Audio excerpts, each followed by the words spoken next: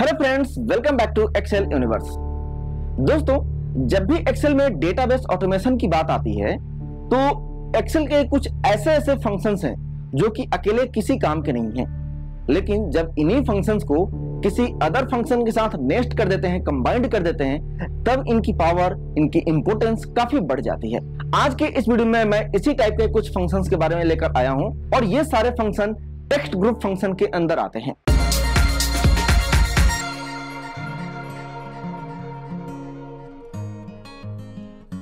सबसे पहला फंक्शन है लेन। इसे हम लेंथ फंक्शन भी बोल सकते हैं क्योंकि यह किसी भी सेल के अंदर दिए गए टेक्स्ट, कैरेक्टर या नंबर को काउंट करता है और फिर उसके रिजल्ट को नंबर में डिस्प्ले करता है। जैसे यहाँ ये नेम दिए गए हैं। अब ये कितने कैरेक्टर के नेम हैं, तो इसके लिए यहाँ पे लिखेंगे इक्वल टू लेन और इसके अंदर टेक्स्ट में हम इस नेम को सिलेक्ट करेंगे तो यहाँ रिजल्ट में मिला 13, यानी ये अरुण कुलकर्णी जो नेम है ये कुल 13 कैरेक्टर का है इंक्लूडिंग स्पेस। इसके अंदर स्पेस भी काउंट होगा। अगर इसे नीचे तक ड्रैग कर दें तो इन सब के अंदर कितने कितने कैरेक्टर हैं किस नेम के, वो सारे रिजल्ट में आ जाएंगे। अगर आपको सिर्फ ये पता करना है कि इन नेम के अंदर कितने स्पेस है या कोई ऐसा टेक्स्ट भी हो सकता है आपके डेटाबेस में जहां से ये पता करना हो कि इस टेक्स्ट के अंदर कोई पार्टिकुलर कैरेक्टर या कोई स्पेस कितनी बार आया हुआ है, तो हम लेन को सब्स्टिट्यूट फंक्शन के साथ यूज करेंगे। देखिए कैसे। सबसे पहले हमें इस नेम का टोटल लेंथ चाहिए जो कि ऑलरेडी हमने यहाँ पे निकाला हुआ है। अब हम यहाँ इस नेम से स्पेस को सब्स्टिट्यूट कर देते हैं। तो यहाँ पे लिखा इक्वल टू सब्स्टिट्यूट, टेक्स्ट में हमारा हो जाएगा ये नेम वाला सेल, कॉमा ओल्ड टेक्स्ट में हम दे देंगे डबल इन्वर्टेड कोमा के अंदर स्पेस और न्यू टेक्स्ट में हम छोड़ देंगे ब्लैंक और करेंगे इंटर। तो यहाँ हमने स्पेस को इस नेम के अंदर से रिमूव कर दिया और ये नेम विदाउट स्पेस आ गया है। अब ये जो नेम आया है इसकी लेंथ हम पता कर लेते हैं। तो इसे सब्स्टिट्यूट फंक्शन के पहले लिख देंगे लेन और करेंगे इंटर। तो यहाँ पर रिजल्ट को मिला 12। अब विथ स्पेस वाले टेक्स्ट के काउंट से जो यहाँ पे ये 13 आया है उसमें से विदाउट स्पेस वाला जो नेम का लेंथ हमें मिला है उसको माइनस कर देंगे तो हमें पता चल जाएगा कि इसके अंदर से कितने स्पेस रिमूव हुए हैं और वही हमारा स्पेस का काउंट हो जाएगा। तो यहाँ पे मैं गया और इस लेन फंक्शन को हमने कॉपी कर लिया और इस फंक्शन के अंदर लेन से पहले मैंने उस फंक्शन को पेस्ट कर दिया। अब जो पहले हमने लेन पेस्ट किया है उसका रिजल्ट आएगा 13 और जो बाद में सब्स्टिट्यूट करके जो हमने लेन किया है उसका रिजल्ट आएगा 12 और इसे हम कर देंगे नीचे तक ड्रैग। तो यहाँ पे आपको सभी नेम के अंदर कितने स्पेस हैं उन सब का काउंट यहाँ पे मिल जाएगा। अब आप यहाँ देख रहे हैं कि किसी में 2 या किसी में 3 स्पेस आ रहे हैं, लेकिन अगर नेम को देखें तो इसमें एक ही स्पेस होना चाहिए। वैसे ही यहाँ पे अगर बात करें तो एमडी इकबाल अंसारी में 2 स्पेस होना चाहिए, लेकिन यहाँ पे स्पेस ज्यादा आ रहे हैं। जैसे मैं इस नेम के ऊपर गया और इसको मैंने एडिट मोड में लाया तो आप देख सकते हैं कि लास्ट में एक एक्स्ट्रा स्पेस पड़ा हुआ है, इसलिए यहाँ पे स्पेस का काउंट ज्यादा आ रहा है। अगर आप एक्स्ट्रा स्पेस को रिमूव करना चाहते हैं तो उसके लिए आप ट्रिम फंक्शन को भी यूज कर सकते हैं। कुछ बातें जो ध्यान देने वाली है इस फंक्शन में वो ये कि इस लेंथ फंक्शन का यूज सिर्फ कैरेक्टर काउंट या लेंथ का पता करने के लिए ही किया जा सकता है, फॉर्मेटिंग को काउंट नहीं कर सकते। जैसे यहाँ पे कुछ नंबर और डेट को टेक्स्ट और नंबर फॉर्मेटिंग द्वारा दिखाया गया है। यहाँ पे एक ही नंबर को 2 अलग अलग जगहों पे लिखा हुआ है और जब मैं यहाँ पे लेंथ फंक्शन को अप्लाई करूंगा तब आपको डिफरेंस समझ में आएगा। यहाँ पे मैंने लिखा इक्वल टू लेन और इसके अंदर मैंने इस नंबर 500 को सिलेक्ट किया जो कि डॉलर साइन के साथ आया हुआ है। तो यहाँ पे रिजल्ट में मिला नंबर 3, जबकि देखने से यह कैरेक्टर कितना डिजिट का लग रहा है, 4 डिजिट का। अब इसी को नीचे ड्रैग करते हैं तो यहाँ पे $500 के अंदर 4 कैरेक्टर हैं और उतने ही रिजल्ट में भी आ रहा है, यानी इस पहले नंबर के अंदर डॉलर को फॉर्मेट के द्वारा लाया गया है करेंसी फॉर्मेट का यूज करके, जबकि इस दूसरे टेक्स्ट के अंदर जो $500 दिख रहा है वहां पे मैन्युअली डॉलर को इनपुट किया गया है इस सेल के अंदर। अब इसी फंक्शन को पूरा नीचे तक ड्रैग कर दें तो एक ही टाइप से दिखने वाले नंबर या डेट का लेंथ आपको अलग अलग दिख रहा है, यानी जहां पे विजिबल कैरेक्टर और उसका काउंट ऑफ कैरेक्टर एक ही है वो टेक्स्ट है। अगर डिफरेंस है तो इसका मतलब कि इसकी फॉर्मेटिंग हमने करी हुई है, इसकी विजिबिलिटी हमने फॉर्मेटिंग द्वारा चेंज करी है। तो ये हो गया हमारा लेंथ फंक्शन। अब बात करते हैं नेक्स्ट फंक्शन की। मान लीजिए यहाँ पे ये जो नेम दिए गए हैं ये सारे कैपिटल लेटर में हैं, लेकिन हम चाहते हैं कि इन सारे नेम को चेंज करके लोअर केस यानी सभी लेटर को स्मॉल लेटर में कर दें। तो इसके लिए एक्सेल में एक बिल्ट इन फंक्शन है, उसका नाम है लोअर, जो किसी भी टेक्स्ट के केस को चेंज करके लोअर में कन्वर्ट कर देता है। अगर आपका टेक्स्ट ऑलरेडी लोअर में है तो वो लोअर में ही रहेगा, अगर वो अपर केस में है यानी कैपिटल लेटर में है तो उसको ये लोअर में कन्वर्ट करेगा। जैसे मैंने यहाँ पे लिखा इक्वल टू लोअर और इसके टेक्स्ट में मैंने इस नेम को सिलेक्ट किया और किया इंटर, तो ये इस नेम के सभी लेटर को स्मॉल लेटर में चेंज कर चुका है। इसी तरह अगर आप चाहते हैं कि इस नेम के पहले वर्ड को ही सिर्फ कैपिटल में रखा जाए, जैसे ये अरुण है तो अरुण का ए और कुलकर्णी का के, यही दो लेटर जो है वो कैपिटल हो, बाकी स्मॉल हो जाए, इसे हम प्रॉपर केस बोलते हैं। और ऐसा करने के लिए एक्सेल में एक फंक्शन अवेलेबल है और उसका नाम है प्रॉपर। यहाँ पे मैंने लिखा इक्वल टू प्रॉपर और इसके अंदर भी आपको टेक्स्ट को पास करना है, तो मैंने इस नेम को सिलेक्ट किया और किया इंटर। तो यहाँ पे इस नेम के अंदर जितने भी वर्ड हैं उसका पहला लेटर कैपिटल हो गया है, बाकी सारे स्मॉल हो गए हैं, यानी कि यह प्रॉपर केस में कन्वर्ट हो गया है। यह फंक्शन काम कैसे करता है कि अगर किसी भी दो वर्ड के बीच में कोई सेपरेटर है, सपोज यहाँ पे स्पेस दिया गया है, कहीं पे आप डैश भी दे सकते हैं या कहीं पे अंडरस्कोर भी दिया गया हो, तो यह हर सेपरेटर के पहले वाले वर्ड को चेक करेगा और उसके पहले लेटर को कैपिटलाइज कर देगा। वैसे ही जो सेपरेटर के बाद वाला वर्ड होगा फिर उसके पहले लेटर को ये कैपिटल कर देगा। जैसे मैंने यहाँ पे लिखा x डैश RAY और इसी को मैं कॉपी करता हूँ, यहाँ नीचे भी पेस्ट कर दिया और यहाँ पे मैंने इस डैश को चेंज करके कर दिया अंडरस्कोर। अब यहाँ पे ये फंक्शन अगर अप्लाई करते हैं तो x भी कैपिटल हो जाएगा और RAY का R भी कैपिटल हो जाएगा। तो इस तरह से ये प्रॉपर फंक्शन काम करता है। अब मान लीजिए कि यहाँ पे ये जो नेम हमने रिजल्ट में लाए हैं इन सारे को स्मॉल से कैपिटल में करना है, तो इसके लिए भी एक फंक्शन अवेलेबल है और उसका नाम है अपर। यहाँ पे मैंने लिखा इक्वल टू अपर और इसके अंदर मैंने इस वाले सेल को सिलेक्ट किया जो हमने लोअर केस से रिजल्ट लाया था और किया इंटर। तो यहाँ पे ये सारे नेम को कैपिटलाइज कर चुका है। तो इस तरह ये तीनों फंक्शन एक्सेल में केस चेंज करने के लिए यूज हो सकते हैं। नेक्स्ट फंक्शन है इस एक्सेल के टेक्स्ट ग्रुप का सबसे छोटा फंक्शन टी। जिस तरह से मैंने आपको n फंक्शन के बारे में बताया था कि यह फंक्शन नॉन न्यूमेरिक वैल्यू को नंबर में कन्वर्ट करता है, उसी तरह यह t फंक्शन चेक करेगा कि जो वैल्यू इसके अंदर आप इनपुट कर रहे हैं या किसी सेल रेफरेंस को इनपुट कर रहे हैं उसके अंदर टेक्स्ट है या नंबर है। अगर टेक्स्ट हुआ तो सेम टू सेम वही आपका रिजल्ट में भी डिस्प्ले करेगा। अगर टेक्स्ट नहीं हुआ, अगर वो नंबर होता है तो उसकी जगह वो ब्लैंक शो करेगा।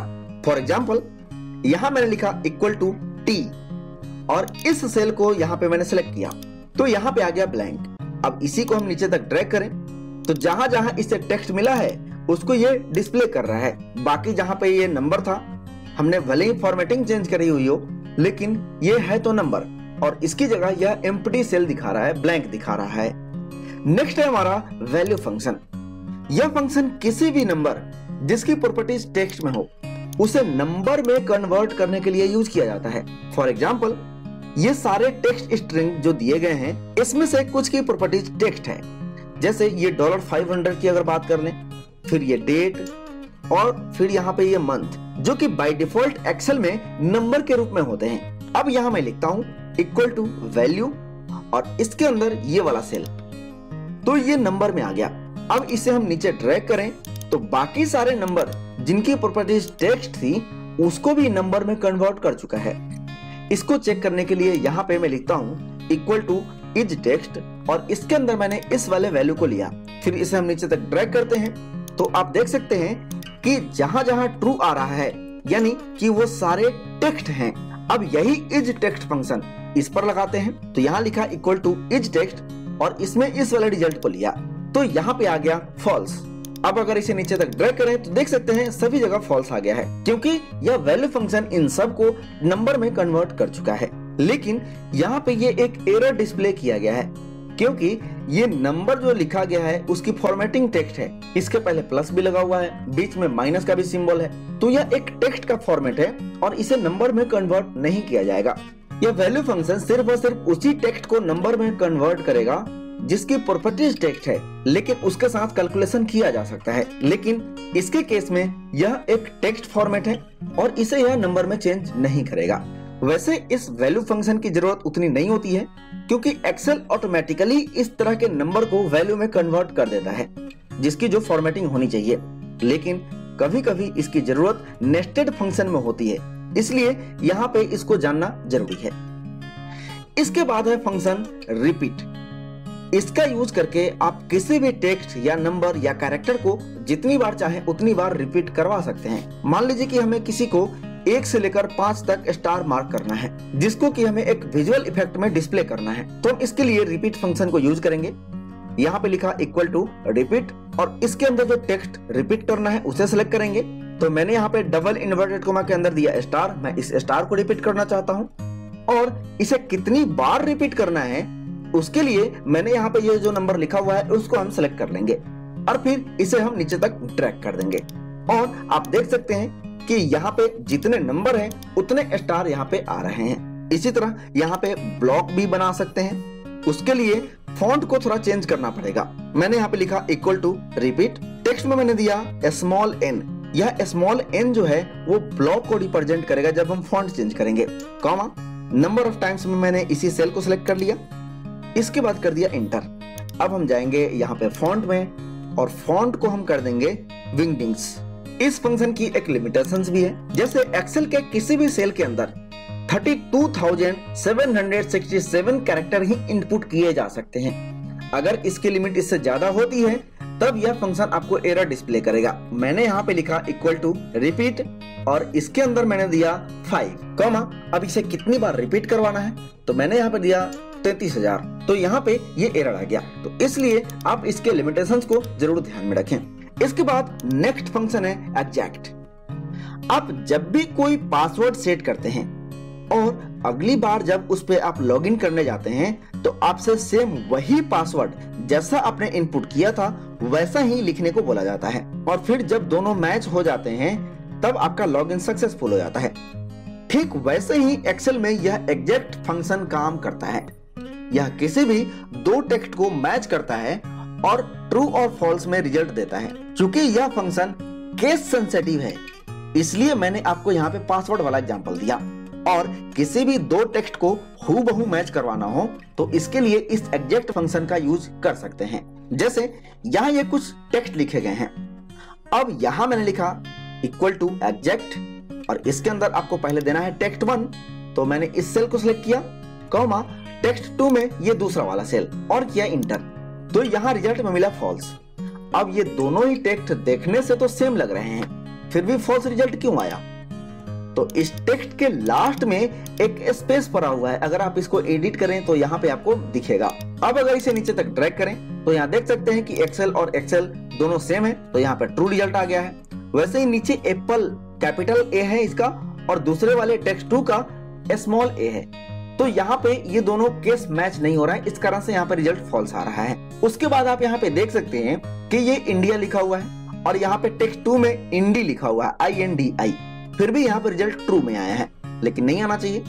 तो अगर आप इस सेल पे क्लिक करें तो आप देखेंगे यहाँ फॉर्मूला बार में सिर्फ INDI लिखा हुआ है, यानी इस टेक्स्ट की फॉर्मेटिंग की गई है और यह एग्जैक्ट जो है वो सिर्फ और सिर्फ कैरेक्टर को हूबहू मैच कराता है, किसी भी फॉर्मेटिंग को मैच नहीं करता है। इसके बाद आज की इस वीडियो का लास्ट फंक्शन है डॉलर।